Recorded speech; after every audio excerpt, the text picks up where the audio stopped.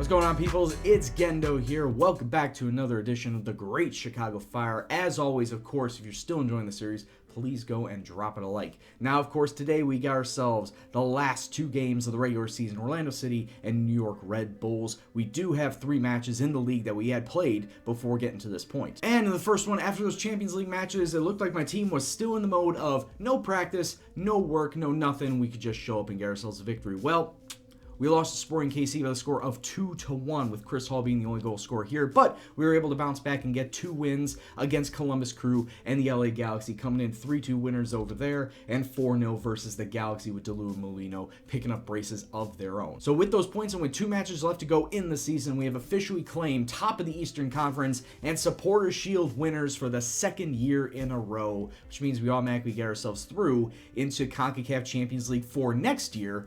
But on the Eastern Conference side, we have moved into the Eastern Conference semifinals automatically, bypassing the wild card match once again. Who are we going to face? Who knows? It's a virtual cluster right there between 4th, 5th, and 6th.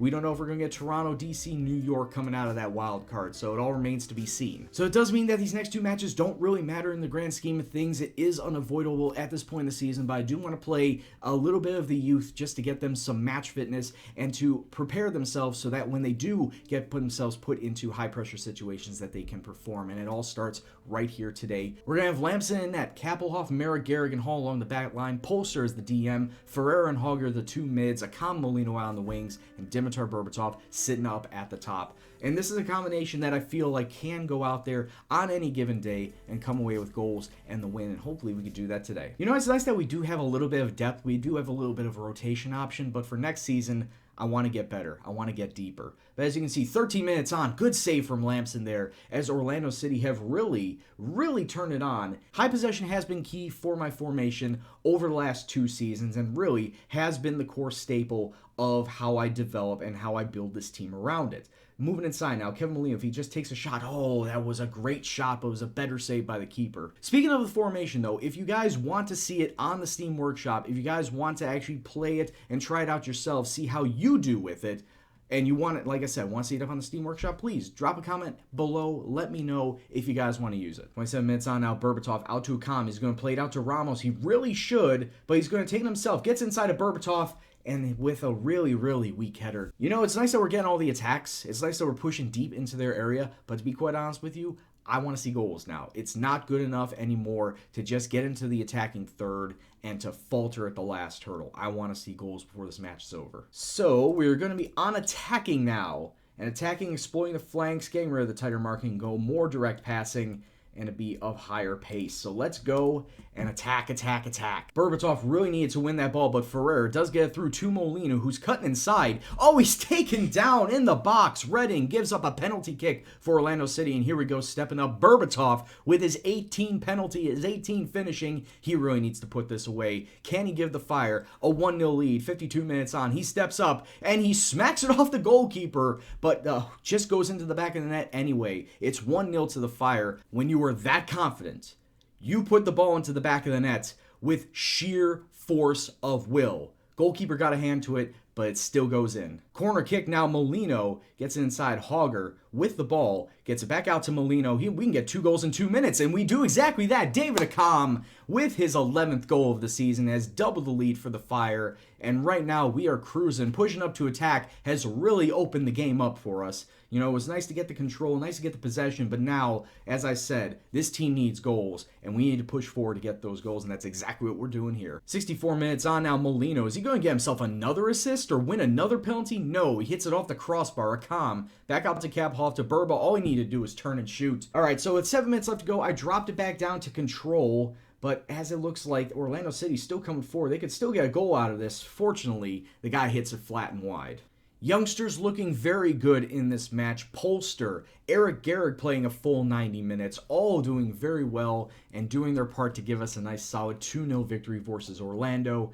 Can't really say anything much better than that. They're starting to prove that they are worth continuing to play and continuing to start. So just 1 week left to go in the MLS season. All the playoff teams have been set. And as you can see in the East, the automatic buys are Chicago and the New York Red Bulls. In the West, Colorado's the automatic one there, but Vancouver, FC Dallas could still fight out for that second automatic spot. And as you can see, Minnesota United, their very first year in the MLS, have secured themselves a playoff spot. We don't know if it'll be 4th, 5th, or 6th because of how close they are in points, but hey, they got themselves into the playoffs the very first year. Can't say the same about Atlanta United. They're sitting down there in 9th, and honestly probably will stay in 9th, but at least they fought. They did very well. They got themselves 10 wins. I mean, for first year in the MLS, getting yourselves 10 wins, not a bad accomplishment. Good God, New York Red Bulls are backing themselves into the playoffs. Look at all these losses. I had to take a look at the form myself just to see that wasn't false. Look at that. Yeah, in their last 5 matches, they've only had 1 point. That would explain why we had ourselves that conference so easily. All the Champions League matches have been played now, so let's take a look at the final standings, and as you would possibly expect, all 4 American MLS teams have advanced through to the knockout stage, to the quarterfinal. You knew about us, DC United and Sporting KC, but I can confirm that Seattle have got themselves through into the knockout stage, beating the humble Lions and winning the group. The other teams that are going to be in there, Santos Laguna, Monterrey, Pachuca, and Club America getting ahead of Toronto FC. So 4 American teams and 4 Mexican teams. That seems to be the staple over the last few years of CONCACAF Champions League. And we all know the Mexican teams are the most dominant in this competition, so we got to look to try and get at least one of us into the semifinals, if not the finals, to give ourselves a good chance at bringing some glory to the MLS. May not be us. It could be Seattle, could be Sporting KC, who knows. All I gotta say is I hope that 2 American teams don't get drawn against each other, but if that happens, then 2 Mexican teams have to be drawn against each other, just so there's a balance. In fact, they have to be drawn against each other because numbers, but we'll worry about that when the draw takes place at the end of the MLS season next episode. Final match against New York Red Bulls. Like I said, they have lost 4 of their last 5 matches. I want to make it 5 matches in a row, so that being the case, I'm going to start a full strength side. I do have a couple of players coming back off of injury, Ike Opara and Mix Discarud, but Mix is going to be the only one on the bench. Ike still not fully fit. But the rest of the lineup is as follows. Johnson in net, Ramos, Kappelhoff, Mera, and Vincent. Actually swap these 2. Polster will be the defensive mid. Hogger and Connor will be the 2 midfielders. The wingers, of course, are Com and Molino. And sitting up front, the Dutch Lion, Michael DeLue. And the media made it known that this could be Dimitar Berbatov's very last regular season match in a Chicago shirt. It will, in fact, be his last regular season match in a Chicago shirt because I'm not going to re-sign him. He did very well first these last 2 seasons, but I just don't feel that keeping him on for a third, especially in his declining state, is a good idea. 17 minutes on now, ball coming forward, Connor, out to Matt Polster. If he can just pop it out to the wing, a Com, if he can then just cross it in or something, cross it into DeLue.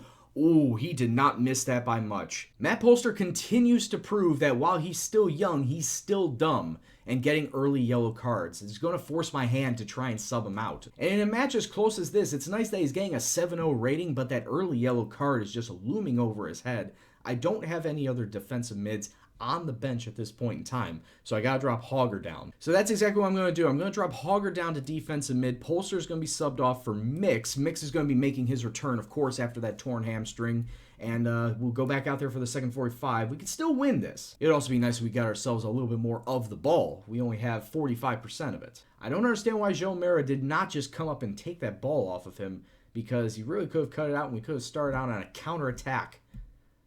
Ball out to Gat. Gat taking it to the byline, inside to Royer. Ooh, man, oh man. That was a defensive breakdown, and New York Red Bulls have gotten themselves a lead. Oh, we can't let a team like New York Red Bulls get the better of us, especially when they have been having such poor form. We can't let them having a good feeling going into the playoffs. Made a couple of subs out, like I said. Mix already in. Arturo Alvarez has now come out on the wings for Kevin Molino. Now we got Molino and a Com, but Royer taking another shot, trying to get his brace on the day. It's well over the bar. Looks like pushing up to attack on this day is not going to be working. As you can see, the time is dwindling away. It's moving towards the 90 minutes so quickly. It's just not. You can't get anything. We just cannot get anything. And I'm just rambling right now because I'm just so gobsmacked that we just couldn't get anything on this day against New York Red Bulls. They didn't play all that well. They got themselves a nice little fluky goal, cross into the middle of the box, header in, and that's the only goal of the day. Honestly, it could have ended in a draw. But once again, we're ending the regular season on a loss, backing ourselves into the playoffs, and I hope that doesn't affect the morale going into our playoff match, whoever that may be.